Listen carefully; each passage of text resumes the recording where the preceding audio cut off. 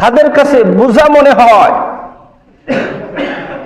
ওই লোকটারে যার একটা কথার অসংখ্য মূল্য ছিল যুবককালে, যুবকদের একটা কথার অনেক মূল্য থাকে যুবক অবস্থায়, কিন্তু এই ব্যক্তিটাই বৃদ্ধ হয়ে যাওয়ার পরে 100 কথাও 1000 কথাও এই যুবককালের একটা কথার মতো মূল্য হয় না।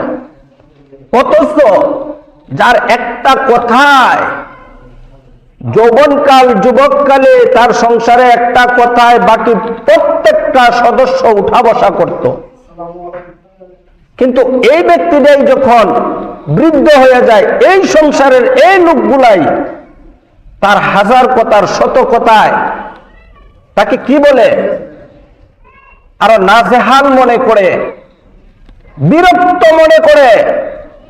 তাহলে আল্লাহর মহব্বতের বান্দা, আপনি কি ভেবেছেন আপনার সংসারের লোকগুলো আপনাকে মূল্য দিচ্ছে না, আপনার পরিবারের লোকগুলো মূল্য দিচ্ছে না, আপনি সেই রবের কাছে কতটুকু মূল্যায়ন হবেন? সেই অবস্থায় আপনি আপনার রবের কাছে কতটুকু মূল্য হবেন?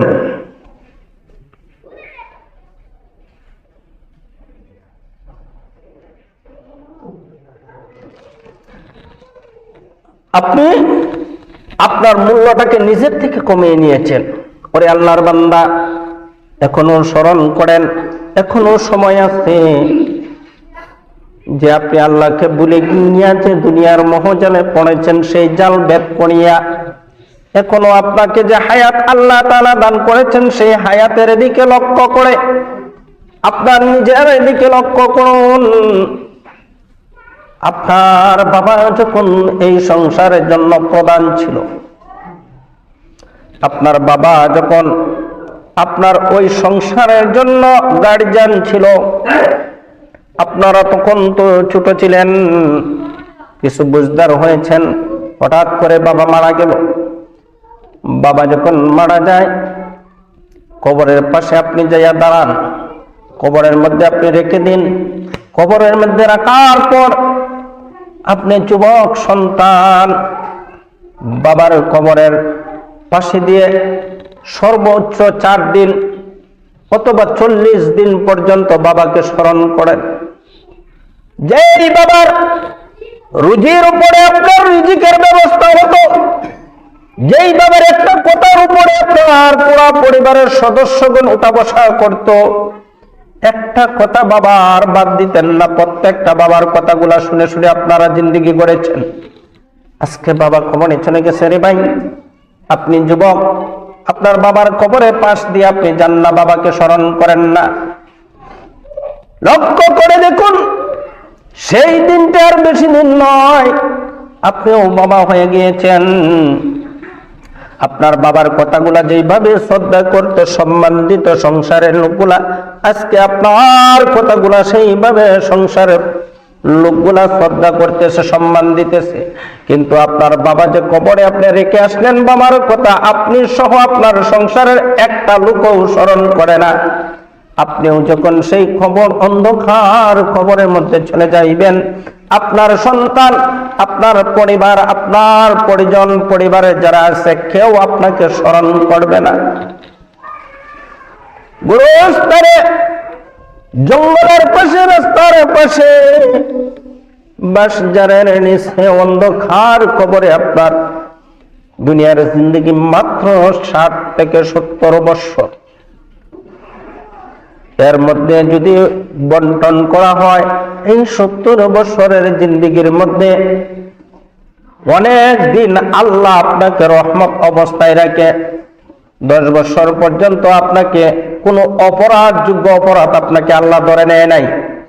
24টা ঘন্টার মধ্যে 8টা ঘন্টা ঘুমান, 3 ভাগের 1 ভাগ আল্লাহ তাআলা আপনাকে ঘুমন্ত অবস্থায় রাখে। দুনিয়ার আরো রঙ্গ তামাশার মধ্যে আপনাকে রাখে। এবার আল্লাহর বান্দা, আপনি এমন একজন মানুষ 60-70 বছর হায়াতের জিন্দগির মধ্যে আপনি কিছুদিন দুনিয়ার জমিনে পেরেশান ভোগ করেন, আর ওই পেরেশান থেকে মুক্ত পাওয়ার জন্য আমার রবকে, আপনার রবকে আপনি ভুলে গেলেন। কিন্তু একবারও কি চিন্তা করেছেন সেই কবরের ভিতরে রাত্র আর দিনের কোনো হিসাব থাকবে না, ঘুমানোরও কোনো ব্যবস্থা থাকবে না। সেই কবরের ভিতরে ধারাবাহিকভাবে আপনাকে অনন্তকাল বাঁচতে হবে। আর সেই বাঁচাটা যদি দুনিয়ার জমিনে অপরাধযোগ্য জিন্দেগি গড়ে থাকেন, সেই কবরে আপনাকে আযাবের পর আযাব দিতে থাকবে। ঠিক কিনা? দুনিয়াতে তো বন্টন করলে আপনার 60 বছরের মধ্যে 30-40 বছর আল্লাহ তাআলা আপনাকে শান্তিতেই রাখতেছে। যতই পেরেশানি থাকেন, আপনি তো ঘুমান, আপনি যতই পেরেশানি থাকেন, আপনি তো ঘুমাইতেছেন।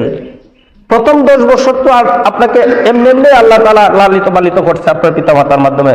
কোনো হুকুম আপনার উপরে জারি হয় নাই, সাংসারিক কোনো হুকুমও জারি হয় নাই, আল্লাহর কোনো হুকুমও আপনার উপরে জারি হয় নাই।